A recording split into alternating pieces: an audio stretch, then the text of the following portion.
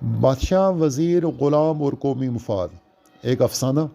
ایک دفعہ کا ذکر ہے کہ ایک بادشاہ نے کشتی کے ذریعے دریا کی سیر کا پروگرام بنایا۔ بادشاہ نے اپنے درباریوں کو اس سیر کو خوشگوار اور جامع بنانے کے لیے انتظامات کرنے کا حکم دیا، اور چونکہ بادشاہوں کے ہر حکم کی تعمیل رعایا اور درباریوں پر گویا فرض ہوتی ہے، سو اس کو بھرپور بنانے کے لیے زور و شور سے تیاریاں شروع کر دی گئیں۔ نعرے بجائے گئے کہ بادشاہ سلامت دریا کو عزت بخشنے دریا کی سیر پر روانہ ہوں گے، اور اس امر پر دریا اور رعایا کو خوشیاں منانی چاہیے۔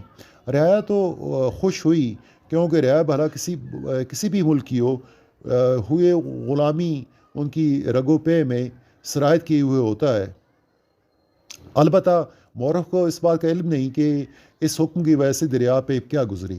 دریا بہرحال دریا ہوتا ہے، اور فطرت پر عمل کرنا اس کی سرشت میں شامل ہوتا ہے۔ خیر، مقررہ دن پر بادشاہ مصاحبین اور غلام اس سیر پر روانہ ہوئے۔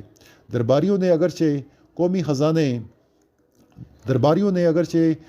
خزانے سے ایک عدد کشتی چارٹر کروانے کے پیسے لے لیے تھے، مگر وہ پیسے انہوں نے اپنی جیب میں ڈال دیے۔ ان کا پلان تھا کہ گھاٹ پر جو بھی کشتی میسر ہوگی اس کے ملاح سے بات کر کے کرایہ پر اس کی خدمات حاصل کی جائیں گی، اور بعد میں جب کرایہ دینے کا وقت آئے گا تو ملاح کو بتایا جائے گا کہ چونکہ بادشاہ نے اس کشتی میں سفر کیا ہے تو عین ملکی مفاد میں ہے کہ وہ کرایہ کا مطالبہ کرنے سے باز رہے۔ مگر قسمت کو کچھ اور ہی منظور تھا۔ ملاح نے کشتی کو کھینا شروع کیا۔ بادشاہ، مصاحبین، درباری اور غلاموں نے دریا کے سفر کو انجوائے کرنا شروع کیا، مگر ان کا یہ سفر کچھ وقت کے بعد اذیت میں تبدیل ہو گیا۔ جب عوام نے دریا کے پانی کے ساتھ اٹکیلیاں کھیلنا شروع کی، دریا میں طغیانی آنا شروع ہو گئی، اور تھوڑی دیر کے بعد کشتی ایک بمبر میں پھنس کر اچکولے کھانے لگی۔ کشتی کے مسافروں کو اپنی موت سامنے نظر آنے لگی۔ ملاح، جو کہ اس امر سے ناواقف تھا کہ اس وقت اس کی کشتی پر بادشاہ سوار ہے، اس نے ان سب مسافروں سے کہا کہ سب لوگ اپنے گناہوں کا اقرار کریں، جس کے ساتھ انہوں نے زیادتی کی ہے ان مظلوموں سے معافی مانگیں تاکہ اس کیفیت سے نجات کا سبب بنے۔ سب سے پہلے بادشاہ نے اپنے وزیر کو مخاطب کر کے کہا، میں تمہارا گنہگار ہوں، مجھے معاف کر دو۔ وزیر کے پوچھنے پر بادشاہ نے اسے بتایا کہ در حقیقت وہ یعنی بادشاہ وزیر کی بیوی کے ساتھ بدکاری کرتا رہا ہے۔ بادشاہ کا موقف تھا کہ ایک دفعہ اس نے وزیر کی بیوی کو اپنے دربار میں دیکھا تو اس پر وہ فرفتہ ہو گیا۔ اب اس نے سوچا کہ اپنی گنہوانی اسکیم پر عمل کیسے کرے جس میں سانپ بھی مر جائے اور لاٹھی بھی نہ ٹوٹے۔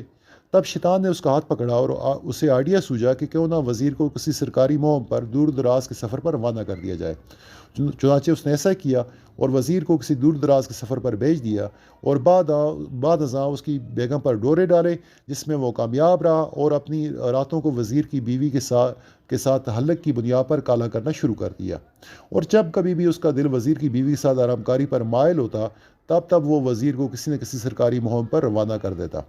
بادشاہ کے اس اعتراف کے بعد وزیر اپنے غلام کی طرف متوجہ ہو کر اسے معافی کا طلبگار ہوا، اور کہنے لگا کہ وہ بھی غلام کی بیوی کے ساتھ اپنا منہ کالا کرتا رہا ہے، اور اس کام کو اس نے اسی پیٹرن پر وہاں رکھا جس پر بادشاہ عمل کرتا رہا ہے، یعنی بے وجہ غلام کو کسی ایسے کام میں وہ وزیر الجھاتا رہا جس کے سبب غلام اپنے گھر واپس نہ آ سکے، تاکہ وزیر کی راتیں اس کے گھر پر گزر سکیں۔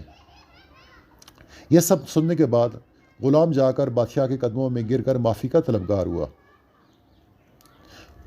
بادشاہ کے پوچھنے پر غلام کہنے لگا کہ جب بھی کسی کام کی وجہ سے کچھ عرصے کے لیے بادشاہ اپنے محل سے دور ہوتا تو ملکہ اسے اپنی خوابگاہ میں طلب کر لیتی اور اپنی جنسی آسودگی اس غلام سے پوری کرتی۔